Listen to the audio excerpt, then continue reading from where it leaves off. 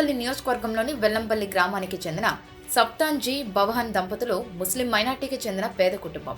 వీరు వైసీపీ నాయకుల మాట వినలేదన్న అక్కసుతో మద్యం కేసులు ఇరికించారు. కర్ణాటక మద్యం అమ్ముతున్నారన్న నెపం మోపి పోలీస్ స్టేషన్కు తీసుకువెళ్లారు. తనకు ఏ పాపం తెలియదని మొత్తుకున్నా పెద్దమన్యం పోలీసులు తన ప్రతాపాన్ని చూపారు. కాలు విరిగేలా కొట్టి వైసీపీ నేతలకు బహుమానం అందించారు. 2 సంవత్సరాలుగా పోలీస్ ప్రతాపానికి బలైన బవహాన్ వికలాంగులయ్యాడు. కనీసం తన భర్తకు వికలాంగుల పెన్షన్ అయినా మంజూరు చేయండి అంటూ బవహాన్ భార్య సప్తాన్ జీ సచివాలయం చుట్టూ కాళ్లు వరిగేలా తిరుగుతుంది. వికలాంగుల పెన్షన్ మంజూరు చేయకపోగా నీ భర్తకు ఏమైనా కాళ్లు పోయాయా, కాళ్లు తీసేశారా అంటూ హేళన చేస్తున్నారు. ఇక చేసేదేమీ లేక కూలి పని చేసుకుంటూ నడవలేని భర్తను పోషించుకుంటుంది ఆ ఇల్లాలు. వైసీపీ నాయకులకు బలైన ఆ దంపతులు తమ్మళ్లపల్లి నియోజకవర్గంలో పాదయాత్ర చేస్తున్న నారా లోకేష్ కు చెప్పుకొని బోరుమన్నారు.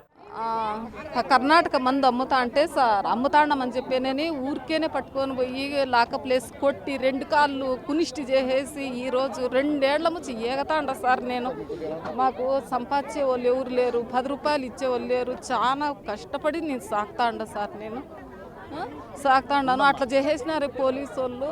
ఈ నారాజకము అట్లా అయిపోయింది వీళ్ళది. అట్లా ఈ బాధ ఇంకా మాటలు చాలా ఉన్నాయి సార్ చెప్పేటివి. కానీ నాకు బాధ అయిపోయి ఏడుస్తా ఉందా. నేను మాటలు రాలేదు నాకు సార్. కాబట్టి చెప్పుకోలేకనున్నాను. ఎవరు అన్నతో చెప్పుకుందాము అని ఒక బాధల్లో వచ్చేస్తాను సార్. నేను చెప్పుకుందాము, మాకేదో ఫింక్షన్ రాయనంటే ఫింక్షన్ రాయలేదు మాకు. అసలు ఎందుకు ఫింక్షన్ ఏమి ఖాళీ ఇరిపిందా, ఏం తీసేసినారా, ఇట్లా మాట్లాడతారు సార్. సచివాలయం లేకపోతే ఇక్కడ పోతే కర్ణాటక మందు అమ్ముతాండనని చెప్పి నన్ను తీసుకుపోయి నేను షుగర్ పేషెంట్ అని చెప్పినా కానీ గోడకు ఇట్లా ఆనిచ్చేసి లాఠీలతో కొట్టినారు. ఆ రోజు నుంచి నా కాళ్ళు చచ్చిపడిపోయినాయి. నేను ఎవరికి చెప్పుకోలేక మేము బీద పరిస్థితి.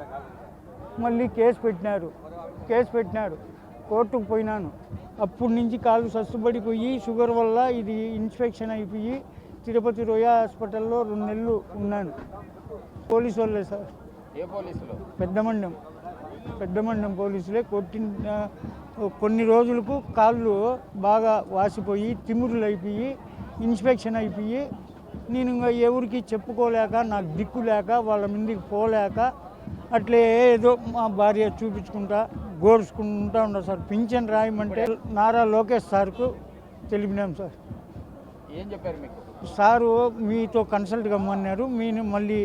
నేను అన్ని విషయాలు మాట్లాడి న్యాయం చేస్తాను అని చెప్పినారు సార్. ఆ కుటుంబానికి తెలుగుదేశం పార్టీ అండగా ఉంటుందని లోకేష్ హామీ ఇచ్చారు.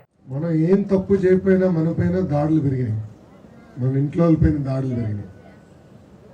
ఏమైనా మాట్లాడినా పోస్ట్ పెట్టినా ఏకపక్షంగా మనోళ్ళపైన కేసు పెట్టి పోలీస్ స్టేషన్ తీసుకెళ్ళి చిత్తగొడుతున్నారు. ప్రతి ఊర్లో జరుగుతుంది. ఎవరైతే నీతి నిజాయితీగా పనిచేస్తున్నారో వాళ్ళని అడుగడుగున ఇబ్బంది పెడుతున్నారు మన నియోజకవర్గంలో. లోకేష్ ను కలిసిన విషయం తెలిసినా మళ్లీ వైసీపీ నాయకులు తమపై దాడికి పాల్పడతారని ఆ కుటుంబం భయపడుతుందంటే ఆ నియోజకవర్గంలో వైసీపీ నేతల అరాచకాలు ఏ స్థాయిలో ఉన్నాయో అర్థమైపోయేలా ఉంది.